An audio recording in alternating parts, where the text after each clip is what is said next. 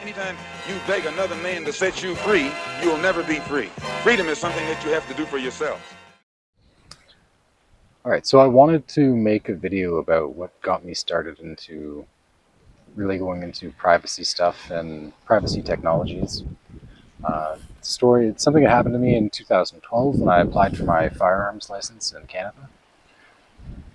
So I did the non-restricted firearms course with my father. We did the test and sent documentation into the RCMP, and they gave it back to my dad within, I can't remember how long it took. But they approved my father's application, but they actually denied my application initially. So they said that they wanted to investigate me further, and they stated that I had to come in to the police station and have an in-person interview with this firearms officer, as well as like a series of phone interviews with him. So he spoke to me over the phone. We arranged an interview. I went into the police station. He introduced me to himself and this other lady who I believe was like a psychoanalyst or something. I don't actually believe they told me what her role was or what her position was. Just they told me she would be in the room with us and asking us some questions. She kind of played the good cop and he played the bad cop. He actually was speaking to me as if I was a criminal from the very first time I contacted him. And he played the bad cop with me the entire time. Through all my correspondence with him, he was talking down to me as if I was a criminal, and he just was very rude to me. Now, they asked me a bunch of generic questions about myself, like what kind of books I like. I remember that they asked me who my favorite author was, and I said it was maybe a toss-up between Ayn Rand and Aldous Huxley, and they both kind of laughed, and I think it caught them off guard. It didn't suit the character profile that I think that they were expecting. And I was just very honest with them throughout the course of my interview with them, and they wanted to know about an incident where I had been caught when I was younger smoking weed with my buddies. Just the police caught us smoking weed, and I kind of mouthed off to the cop quite a bit because he was trying to lecture us about what we were doing, and I kind of threw that back on him, saying that in these circumstances, me and my friends are just having fun on a Friday night, not hurting anybody, and he came and ruined our fun. So in that circumstance, I thought he was the person in the wrong. And yeah, I pretty much said, there's no victim, there's no crime here, like, you're the one who's being a dick. And I didn't realize that almost everything you ever have, anything you pretty much say to a police officer, if they get your ID, they're putting that in their notes. So that was thrown in my face. And my response to that was, like, they were pretty much trying to throw that at me, saying that because I expressed a disregard for drug laws, that I couldn't be expected to obey the gun laws. My defense for that was that they're completely separate things. Like, people aren't killing each other with weed. I mean, you can get a gun and shoot somebody, so I'm not fond of gun regulation and testing and all that, but I mean, it really didn't bother me, especially when I was younger, that much, so I really didn't care. It's just like, one of these things is to protect people, even if it's kind of bullshit, and the other one is clearly just to stop them from doing something you don't want them to do. And they're not, it's a false equivalency. The gun laws aren't the same as drug laws. It was really my self-defense to that. And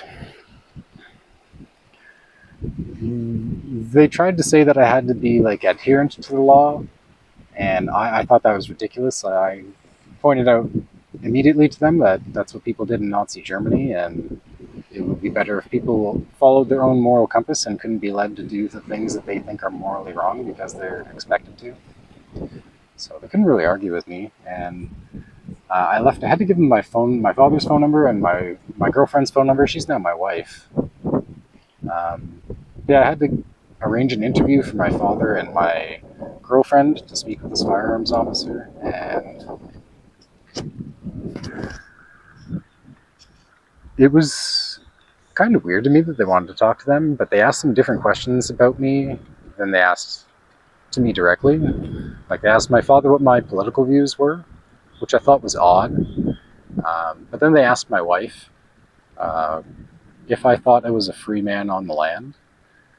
And it sort of all made sense at that point. Because really, if you don't know, the free man movement is this group of people in Canada who essentially think that they're sovereign citizens and that they can exist as a free man outside of the designation of being a subject of the monarchy, or pretty much outside of anything other than common law. So as long as they're not committing fraud or stealing people, harming them or their property, they should be left alone. And at the time, I was actually reading this book, Leviathan by Thomas Hobbes. So when my girlfriend, who's now my wife, told me that the officer asked her if I thought I was a free man on the land, I immediately called him and explained to him that I was just sort of researching that as an intellectual curiosity, that I was reading this book, Leviathan, it was kind of all about it and the origins of that, and that I preferred to have social insurance numbers so that I could go to school and become a paramedic, because that's what I wanted to do at the time. It wasn't something I was looking to pursue personally. It was more just an intellectual curiosity. I heard the claims of these people. I wanted to look them up. And when I told the police officer that, it was the first time I heard him speak to me in a pleasant tone of voice. He went from a bad cop to a good cop in that moment. And I thought it was very telling that the moment I said that that's not something I was pursuing, his tone changed. And that was after weeks of correspondence. He was being a bad cop to me for weeks. So, yeah, it was a very eye-opening experience, because I had never really talked about that sort of stuff with people. I knew that they must have been surveilling what I was looking at online. And this was 2012, so the Edward Snowden revelation didn't come out until 2013. When you told people in 2012 that you thought the government was watching what you did online, they looked at you like a crackpot, like a tinfoil hat wearing nut job. And it was really frustrating that when that happened, nobody believed me. I told people that the RCMP pretty much told me that they knew what I was looking at online, and they were questioning me about it, and that was something that held up my firearms application. As soon as I told the firearms officer this, my application was approved. I got my application a few weeks later, so I got my firearms license. It wasn't a problem. But along with that, I came the knowledge that the government was surveilling some of my online activities. And in the years that followed, I found out that the free man movement is something that they considered like a top threat, which is odd because they just want to be left alone. But they consider them this great threat. So I don't think they were surveilling me personally. It was just a matter of me accessing certain websites that they were monitoring, and because I had access to those websites, I got flagged. That's probably what it was. I don't think I'm important enough for anyone to want to monitor my activities. It's just sort of an automatic flagging thing that happened, but it was really revealing to find out pretty much a year before the rest of the world that I was being spied on by my government. And actually, in the years since, it was a few years ago, I got the idea to request a Freedom of Information Act, to submit a Freedom of Information Act request to see if I could get more details about how they decided to flag me and that sort of stuff. But they pretty much said in that wasn't information that they could reveal, which I guess is understandable. But there's certain things too, like I've requested through Freedom of Information Act requests, who Canada owes its debt to, like which financial institutions, what other governments, what entities at all do we owe money to, and to what amounts. If you're interested, you can submit a request like that for about $5 in Canada. It was $5 a few years ago. I'm sure it's probably maybe gone up to 10. Try to screw you out of that, but yeah, $5. You could find out submit a Freedom of Information request for $5. Yeah, try doing that. Try to ask who we owe money to. They won't tell you. I want my $5 back. When they give you that information that they can't tell you, I kind of feel like you should get your $5 back. But yeah, I mean, that really turned me into a privacy guy, because I mean, I knew this was happening a year before everyone else, and nobody believed me.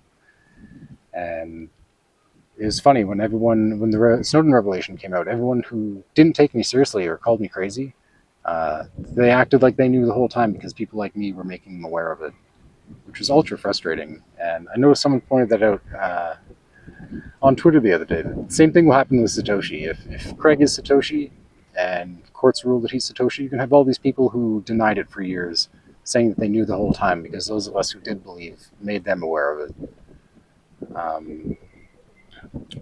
Yeah, That's why I got into privacy stuff. That's why I advocate for privacy and the ability to transact privately. Um, I feel like I just know better through experience. That's why.